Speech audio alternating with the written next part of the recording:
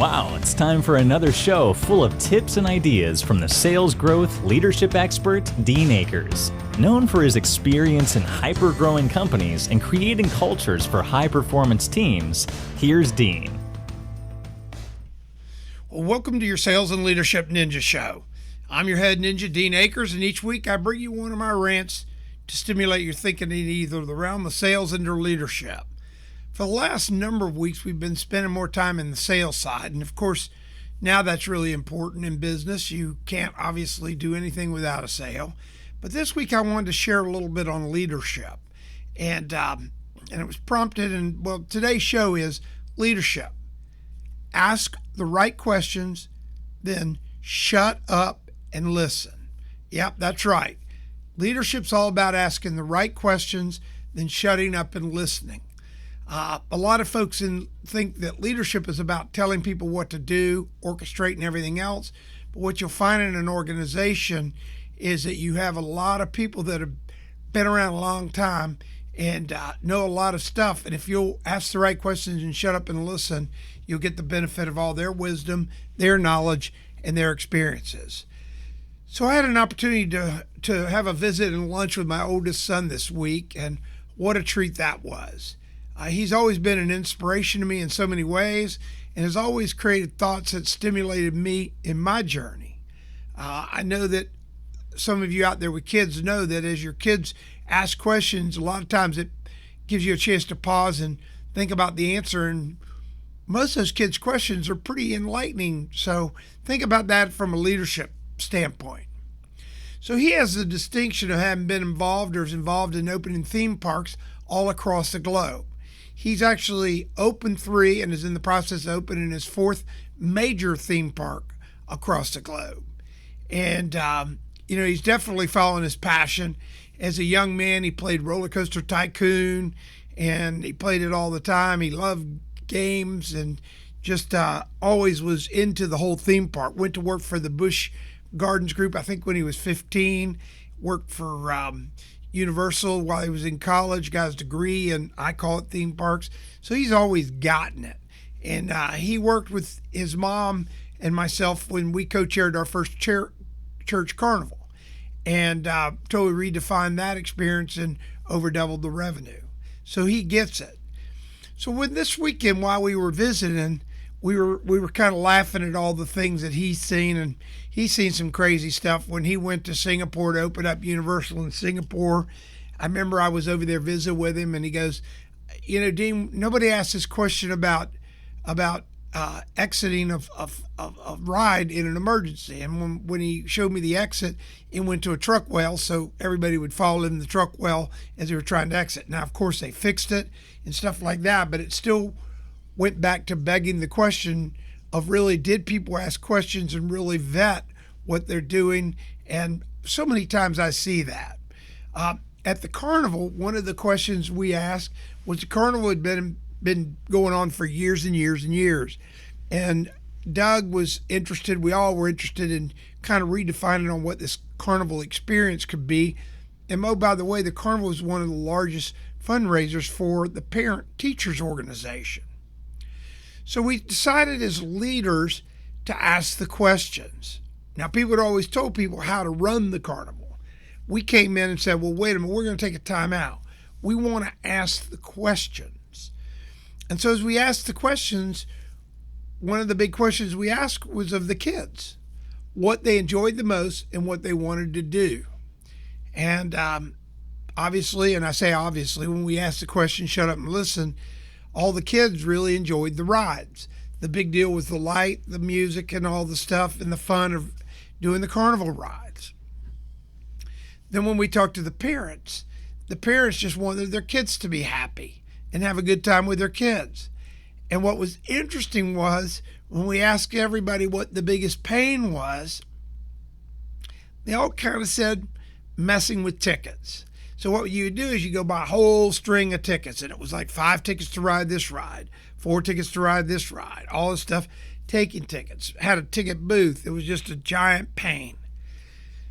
So we started asking more questions. What if you didn't have to have a ticket? And everybody smiled. Well, that would be awesome. So we sat down with the carnival people and we said, listen, we want to buy a wristband. We want you to come back with a wristband where when somebody buys it, they can ride rides all weekend long. And they'll put it on their kid. It's non-tamperable. Put it on the kid. Carnival people can, well, nobody's probably going to do that. But yeah, you could sell it for X, which was a lot more than the price of tickets. So we went out and said, you can buy this all week pass for, call it $35 versus tickets for $5. Well, we literally sold out of the armbands. The carnival was crammed full of people all weekend long. The kids weren't running back to the parents.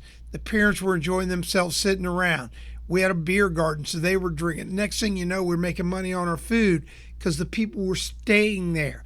They came back day after day, and it turned out to be the biggest carnival in the history of the school. And now that subsequently has changed, or became the change, and now the carnival's bigger, bigger, and bigger every year. But that's not the story. What we did is we asked questions and we listened. We asked questions and we listened. And what we found out when we had that it definitely paid off. Another example of being in leadership, asking questions and listening.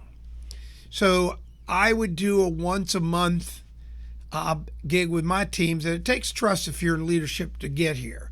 So when you ask questions as a leader and you do shut up, it takes a while before your teams actually trust you enough to open up. And when they do, you have to really act on it and listen to them and take their ideas and deploy them. So I'm reminded this time I was working with one of our backhoe groups or our pipe groups, and I was down deep in a hole. We were laying sanitary sewer. And about 3 or 4 hours into it, hot summer, I'm asking the guys, and these guys have been pipe layers in these holes for years, 10, 20 years, different companies. So they've definitely been around it. And this is where leadership messes up, because leadership assumes they know everything. What do you think the odds are the guy that's been doing it for 10 years or 15 years hasn't figured out some things, or at least has ideas to figure out things? So I'm sitting down there about 2-3 hours in and talking to him and yucking it up, and I asked him, I said, well, let me ask you this. What can we do to really improve our performance with this in your guys' minds? God, it was almost like, within seconds they said, we need a pipe puller. And I didn't know what that was. It was some device. And I go, well, how much is it? And they go, it's a lot of money. Now, the reason you have to be a leader in asking great questions and shutting up is when they said it was a lot of money, they were telling me that we couldn't get it because it was a lot of money. But a lot of money in their mind might be different than a lot of money in my mind. So I asked them, what is your definition of a lot of money with this thing? And they said, I bet one cost $1,500. And I go, wow, what would it do? Well, it would increase our pipe production 10, 15, 20% maybe. And I'm looking at them, I'm going, what? So we have a backhoe digging the ditch, costs probably $1 million. We got a front end loader backfilling the ditch, probably $250,000. We got 2 foremen up there that are making probably $50,000-$60,000 each. We got a bulldozer pushing dirt in after we lay the pipe. I mean, all in all, I don't know, we probably got $2 million worth of assets deployed there. And these guys are sharing with me, by me asking this set of questions, they're sharing with me there's a device out there for some thousands of dollars that would increase our production. And they've been in the business for 10 or 15 years, and we're not using it. So immediately I circled the backhoe and it came down, picked me up. I went up on top of the hill or up on the street level and went over to my foreman and said, hey, do you know anything about this device that helps production by pulling pipe together? And they go, yeah, I've heard of one. I go, well, would it help us? Probably would. Then why don't we have one? Therein lies a, quote, good question. Well, I told somebody, one of the two, you better get in your truck right now and go get us one. Now, why am I sharing this story? Why am I sharing the carnival story? Why am I sharing the story of asking great questions and shutting up and listening? Because most leaders don't ask questions. They tell their organization what's going to happen. They tell their organization what to do. And when they decide to ask a question, they ask it and interrupt the answers. They ask it and interrupt the answers. So, what I found in my career, and has helped so many companies and helped myself, is, as a leader, learning to ask great questions, then shutting up and listening. This will allow you to scale your businesses, because as you do this, you create subsets of leaders within your organization.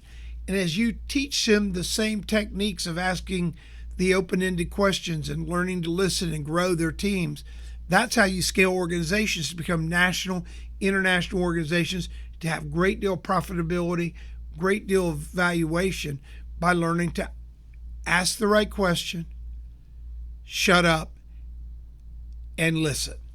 Try this and watch your organization take off. So this week your task is, as a leader, ask the right questions, shut up, and listen. Thanks for tuning in each week, and remember to share if this helps you. Just email me also if you have any questions at help@adjunctceo.com. That's help@adjunctceo.com.